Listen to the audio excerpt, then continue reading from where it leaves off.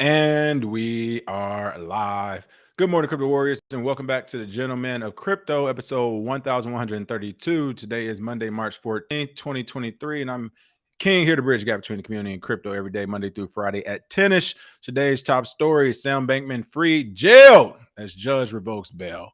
FedNow showcases DOT-powered payment system as service provider. PayPal to roll out cryptocurrencies hub for select users, and Senator Loomis files amicus brief supporting Coinbase's dismissal motion against the SEC. But first and foremost, of course, let's go ahead and take a quick look at these prices. Oh man, a lot of sideways moving. Still, hold on, I'm trying to actually get this chat box open as well. All right, here we go. Let me go ahead and bring up these prices. Bitcoin's coming in sideways still at $29,341, down 0.05% on a 24-hour clock. Ethereum's at $1,843, down 0.27. Number 5, Ripple at 62 cents, up 0.04%. Cardano at number 8 at 29 cents, down 0.41%. And Tron at number 10 at 7 cents, still down 0.18%. Trending tokens are CyberConnect, Shiba Inu, which is up 0.67, or excuse me, down 0.67%, and Pepe token, which is down 0.55%. Fear and Greed Index has returned back to 50. So we are neutral, 50-50. No one knows what's going to happen with the price next. Bitcoin dominance is at 48.7%, so it actually dropped 0.1%, and Ethereum's at 18.9% itself. So those are your prices on the day. All right, a couple of quick shout outs. What's going on to everyone in the chat? Welcome back. Today is going to be a short show. Have to run. Plus, not that much news to cover. So most of these shows this week will more than likely be short. I thought about actually going live the other day to cover the SBF thing. I might possibly do it in the future. If there's ever big weekend news like that, I might just go live and cover it. But what's going on? BK Crypto, Dana Dane, Alapio, Larry, Casper, or excuse me, did I say that right? Casper with a Q? Les Square, New Jersey in the house. What's up? What's up? Everyone, welcome back. Top news story of the day, of course, you heard about over the weekend. I'm sure you probably already saw some content creators in the news, regular news channels actually grifting over toward this story. But Sam Bankman-Fried has been jailed as judge revokes bail. That's right. He was reportedly led out of a New York courtroom in handcuffs. I actually saw some of that video after alleged attempts to influence or intimidate witnesses in his criminal case. It's actually crazy because that's been some ongoing stories since the first arrest or when FTX failed. Was that, hey, he was releasing pictures, releasing all this personal information about him and Caroline's relationship and their polyamorous relationship in the mansion that they all had. And since the actual allegations that presented himself and he's been charged, we keep hearing more. He was going on podcasts left and right, shows, talking about everybody involved in it. And that can be a form of influence or intimidation just in that case alone, not even necessarily going into the more nefarious things he could actually be doing as far as doxing that. So just the fact that he's going on these podcasts and talking about some of the other people involved in the trial, in a sense, that could be influencing the witness, because now you're essentially making that witness known to the public where they can reach out to them as well and put some of that pressure on them also. So a federal judge has reportedly revoked FTX, well, not even reportedly, it's happened, former FTX CEO Sam Bankman-Fried's bail following the release of information to the New York Times reporters in an alleged attempt to intimidate witnesses. That's right. One thing I want to bring up too, like, I know to a lot of people this may have been surprising. It is not surprising.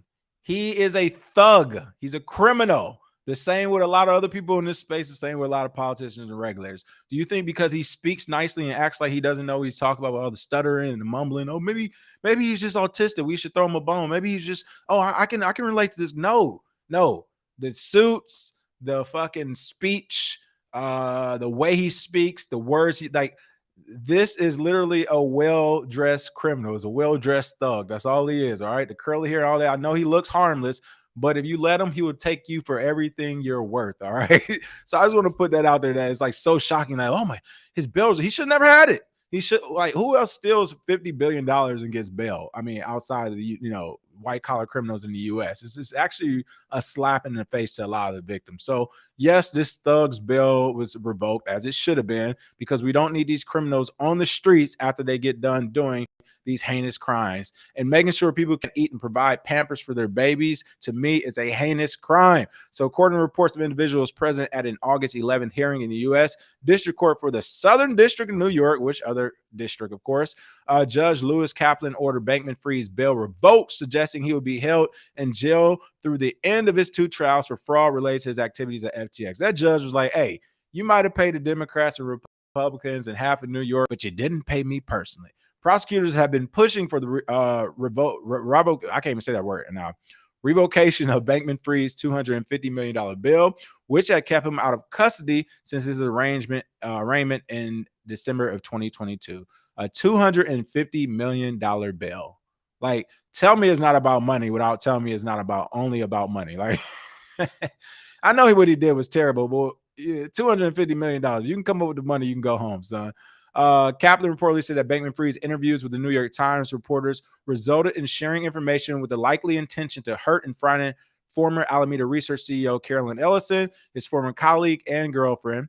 Bankman-Fried's legal team confirmed he had provided the reporters with some of the published information, which led Kaplan to impose a gag order preventing extrajudicial statements related to the criminal case. See, I didn't even do I didn't read this article before I started. I haven't done a deep dive. I haven't been paying attention to FTX since FTX launched, with the exception of when they went down, so I can actually report on it.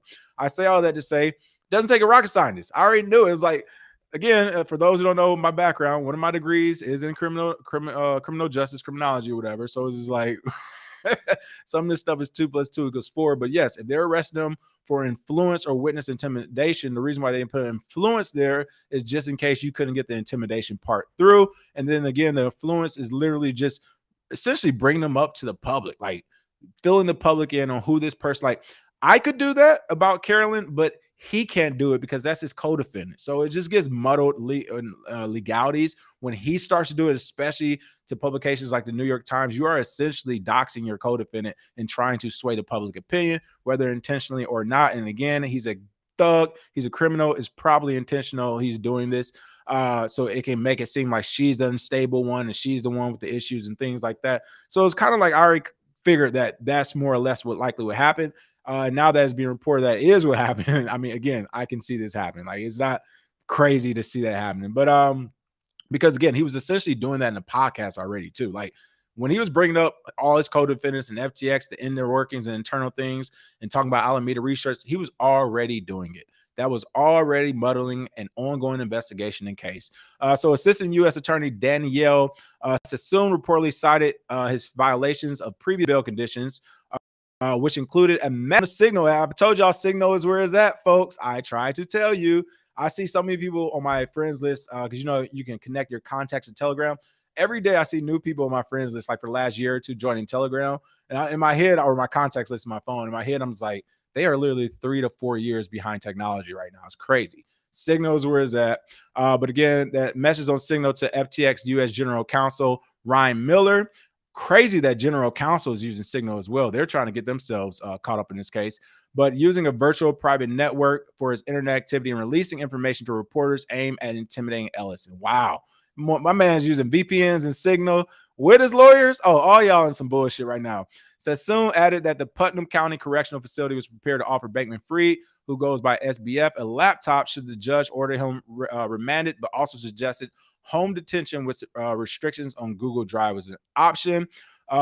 In view of the evidence, my conclusion is that there is probable cause to believe that the defendant has attempted to tamper with witnesses at least twice, says Kaplan, listing additional violations. All things considered, they decided to revoke bail. And the laptop in a prison was like the dumbest idea I've ever heard of. It's literally like, are you gonna give Lex Luthor, those who don't know, super villain in the Superman franchise, whatever, but his super villainess, his prowess lies on his ability to be a smart and intellectual thinker, right? He's a criminal because he's a very smart criminal, or so he thinks, whatever, Lex Luthor. So it's like the last thing you want to give Lex Luthor is a freaking laptop. And it's like, oh, we're going to lock you up. We're give you a laptop.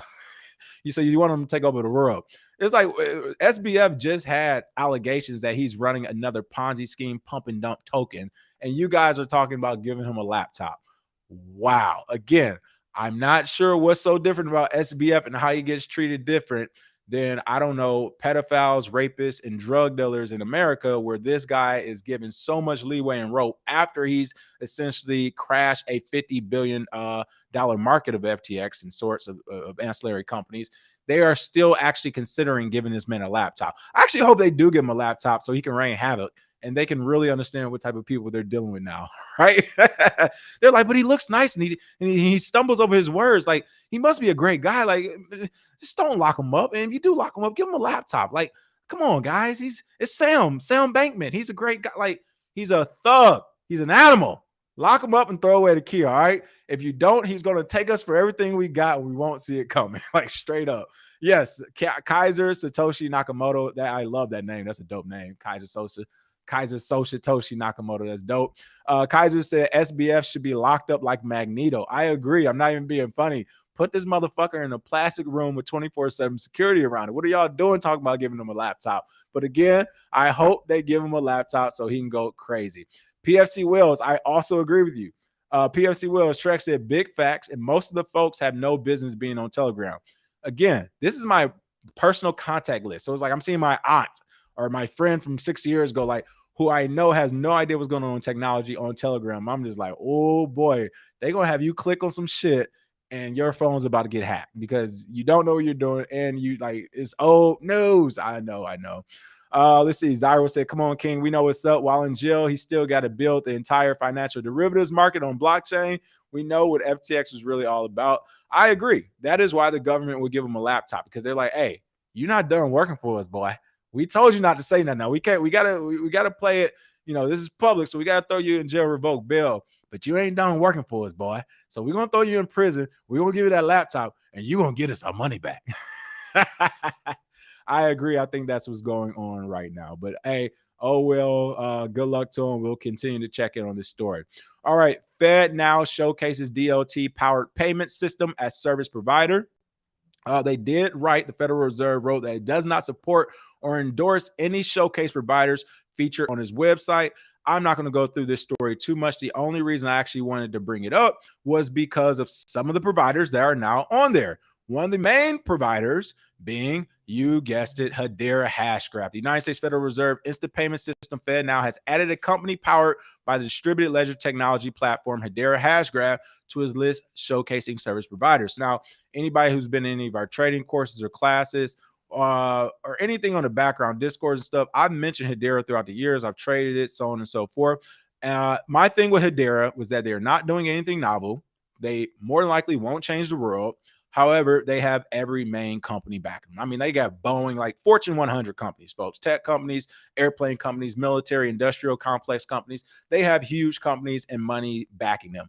So for me, the tokens like Hedera, what was the other one that just got launched that came out of freaking nowhere? Prometheus, WorldCoin, all these that have government regulators working for them, big institutions backing them. These are all the intranets. They're trying to help build the internet. So it made sense to me. Again, I didn't see it coming, but it made sense that now FedNow is launched. They're like, oh yeah, and we got Hedera. Now they're about to reach out for their friends. So don't be surprised if you see Prometheus here, WorldCoin, and some of these other regulator-friendly or associated token projects associated with FedNow. This is the game plan that what they want to do. This is how they're trying to corner the market. And again, this is why I don't like some of these projects like Hedera. I'm like, whether they claim to be centralized or not, like I'm telling you, they're going to be centralized. When you do it through all the digging, all this stuff, and I'm sure there will be a Hedera hyper Schiller in the chat right now is going to say, yeah, you haven't done your due diligence on Hedera. Talking about, like, how many times have I heard that about every token? I've said this off the top of my head about. Yeah, I have done due diligence when it originally came out. Is being backed by all these companies for a reason, and one of the primary reasons that these companies don't back projects they don't have control over. Okay, they're not going to put billions of dollars to a project and say maybe we'll lose it. No, that's not the way this game works. They're going to put billions of dollars to a project and say, not only are we going to make it back, but we're going to triple it and take everyone else's as well. So not a big surprise to me. Get ready to see it more. And yeah, it's going to get crazy. It's going to get crazy. Goodness said, don't buy Hedera. They're scaling waiting to happen. So this is what I will say. For long term, like, again, it's a difference between investing and trading. If you're investing in it, then I would actually say kind of no too. Not even a full no, because in the short term, it might be a good investment actually. But trading is definitely a good trade. Why? Because again, the short to mid term, like it's going to get pumped. People, next bull cycle is going to get pumped. It has so much behind it. It will get pumped. Now, as far as longevity, it's going to be here 5-10 years, kicking ass. Highly doubt it. Highly doubt it. But as far as just trading and stuff, it's another token, folks. It's still another token. Let's see. PFC Will says, mind blowing to me how many credit unions jumped out the window for the on the FedNow bandwagon from day one. This is a red flag to have credit unions prompt this level of financial centralization. I get it as well. Maurice said, I tried to get my payment lower and they ran my numbers based off my income and said, nah, bro, you could pay triple. You already know how that go. Maurice said, morning, King. These student loans are going to push the U.S. into recession ASAP. People went 3 years not paying and now they're being hit. Would you keep trying to pay or defer and stack Bitcoin? I mean, listen, here's the deal. It's any loan, any credit. That's why I say credit is fake, folks. It's not like the back in the day where they can be like, if you don't pay, we're gonna come break your legs. Like all they're gonna do is try to lower your credit score. And as long as you can provide value and get paid in cash for the most part, or like directly to you as a contractor, then you're good to go. Okay. So if it's one of those things where like I'm about to be paying student loan payments for the next 3 to 6 years and nothing's going to change, I'm still going to be in dishes, I personally would say, fuck it, stack sats. We know the halving is coming. We know bull cycles around the corner next year or two. Stack sats, keep buying Bitcoin. Hey, 2 fingers up. Y'all do what y'all do. Worst case scenario, they're going to send you a thing for court. They're going to summon you to court. You call the people who's the creditors, you call them up as soon as they give you that summons to court. Hey, what is this summons to court about? I'll start paying. They're going to talk to you, tell them you can do $25, $50 right now. You can do $25 a month. They'll drop the court shit. You get another year or two to play games. By that time, the Bitcoin should have came back. All right, there you go. All right, last couple of quick stories. I do got to roll. PayPal to roll out cryptocurrencies hub for select users. Just had to report it. Right now on PayPal, you still don't own the private keys. So the fact they're essentially about to become an exchange, they're trying to call it a cryptocurrencies hub because they don't want to be labeled an exchange, but they're about to become an exchange essentially. Why? Not only is it centralized, you don't have your private keys. Like people will fall for it. PayPal is smart. They have a user base already. They already have volume. So all they're doing is trying to transition that volume over. While I don't agree with PayPal in its entirety, again, this is a base hit. So I'm not mad. It brings people to Bitcoin. So it is what it is, but they are rolling out a hub for select users. And last but not least, Senator Loomis, hold on, let me bring this one up. Last but not least, Senator Loomis files amicus brief supporting Coinbase's dismissal motion against the SEC. Senator Cynthia Loomis argued that the SEC is attempting to circumvent the political process by establishing itself as a main authority on crypto. Was something I thought I would start seeing happening, which we are starting to see happening even more, is that the line is split. People are finally like, SEC, you're fucking up my money. That's what other politicians, regulators are thinking. Not only are they thinking that, you got to remember, listen, I'm not sure why this does not exist in the American police force, the sheriff's department, highway patrol, state troopers, wherever you want to call them, in American police. I'm not sure. I actually give it to them. On the people we're looking at police the wrong way. If you're actually a police officer, I would say internally, that culture looks pretty strong. It's a strong culture. Like they really have each other back no matter how much dirt they're doing. I bring that up because the military is dog eat dog.